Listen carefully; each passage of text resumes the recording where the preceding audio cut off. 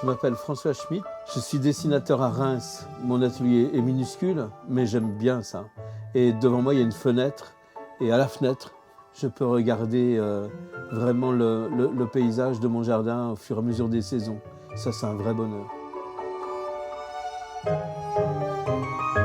Je m'aère un peu, c'est une façon de sortir un petit peu de la concentration du dessin. Et puis c'est un vrai plaisir de regarder le mouvement des nuages, du soleil ou de la pluie. Je ne suis pas un Mozart du dessin, d'ailleurs je ne suis pas un Mozart en quoi que ce soit. Je n'ai pas de souvenir de moi à 5-6 ans comme certains gamins le font, de dessiner beaucoup et d'être passionné par ça.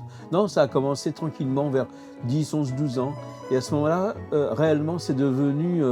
mon mode de vie, c'est plus qu'une activité, c'est ma respiration. C'est vraiment ma raison d'exister.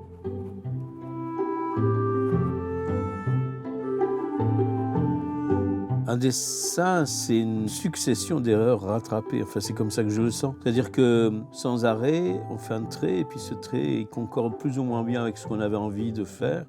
Et donc, on en fait un autre qui le redresse ou un autre qui le retourne. Enfin, j'exagère un peu, mais c'est ça, un dessin. Un dessin, c'est vraiment une succession sans cesse d'erreurs et une sorte d'équilibre qui se passe entre ce qu'on veut, ce qu'on a dans sa tête et ce qu'on arrive à mettre sur le papier. Je crois que c'est vraiment toujours un peu ça.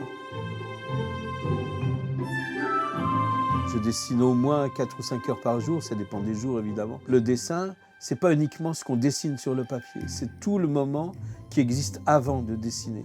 C'est-à-dire quand on me demande de faire un dessin, quand j'ai décidé de faire un dessin, il existe dans ma tête pendant très longtemps. Et comme je dessine avec beaucoup de détails, beaucoup de précision et beaucoup de minutie, je suis obligé de porter ce dessin dans ma tête pendant longtemps. Donc il y a le temps où je dessine vraiment sur ma table à dessin, mais s'ajoute à ce temps le temps où je réfléchis au dessin.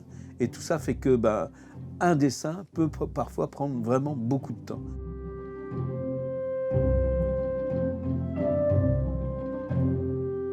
L'enfance fait partie de mon dessin, l'humour fait partie de mon dessin. C'est un univers qui me plaît, c'est un monde qui me plaît, ce type de dessin qui est un peu onirique, un peu illustratif, qui raconte des anecdotes, qui évoque du passé enfantin. Je crois vraiment que la vie et la grande histoire se cachent dans les détails. On dit aussi que le diable se cache dans les détails. Bien sûr, il est nécessaire de voir l'ensemble des choses, mais quand on descend au niveau du détail, on découvre des tas d'univers. Ça, c'est vraiment important.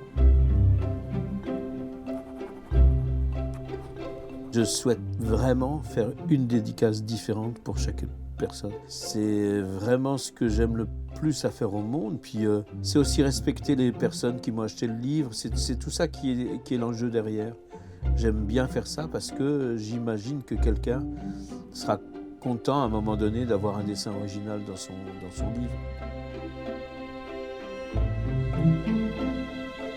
Mon sentiment par rapport au dessin et par rapport à l'art, c'est que c'est du partage. Je n'ai jamais pu m'empêcher d'offrir des dessins à ma maman. Quand j'étais gamin, je crois que tous les enfants sont comme ça. Aujourd'hui encore, quand je fais un dessin, j'ai vraiment le sentiment de l'offrir à quelqu'un. Je crois que l'art n'existe qu'avec le partage. Il y a vraiment cette relation d'offre, de cadeau, de générosité dans l'art. Je n'imagine pas que l'art soit étriqué au point de ne pas être offert.